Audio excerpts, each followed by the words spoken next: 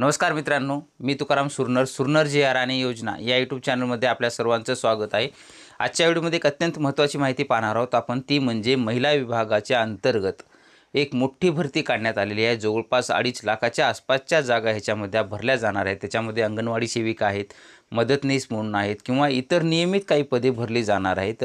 तर नेमकी ह्याची सविस्तर माहिती काय आहे ती सविस्तर आजच्या व्हिडिओमध्ये आपण पाहणार आहोत। चॅनलवरती जर नवीन असाल तर चॅनलला नक्की सबस्क्राईब करून ठेवा, असेच नवीन अपडेट आपल्या चॅनलवरती येत असतात।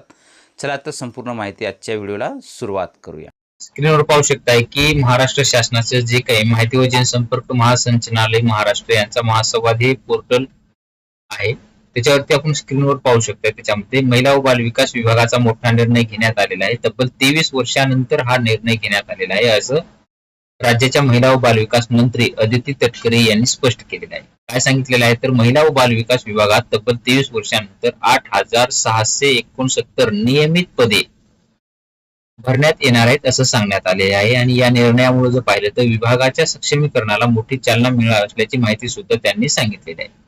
आणि विभागातील एकूण पदांचा आढावा घेण्यात आला, त्यानंतर जर पाहिलं तर काही पद हे निर्सित म्हणजे रद्द करून नवीन 165 नव्या पदांची वाढ सुद्धा करण्यात आलेली आहे असं सांगितलं। आणि त्यामुळेच एकूण 8,669 पद हे आता नियमित पद म्हणून भरली जाणार आहेत। त्यानंतर विभागाच्या कामकाजासाठी म्हणून एकूण 2,843 पद हे बाह्य यंत्रणेमार्फत सुद्धा भरली जाणार आहेत असं सुद्धा सांगण्यात आलेलं आहे। आणि त्याच्यानंतर एकात्मिक बाल विकास सेवा म्हणजेच ICDS योजनेअंतर्गत जे काही 1,10,664 अंगणवाडी सेविका आणि 1,10,664 अंगणवाडी मदतनीस म्हणजे जेवढ्या अंगणवाडी सेविका आहेत तेवढ्याच अंगणवाडी मदतनीस असं म्हणून एकूण या दोन्ही मिळून 2,21,328 एवढे सुद्धा पद हे मानधना आधारित भरले जाणार आहेत असं सुद्धा मंजुरी याच्यामध्ये करण्यात आलेली आहे।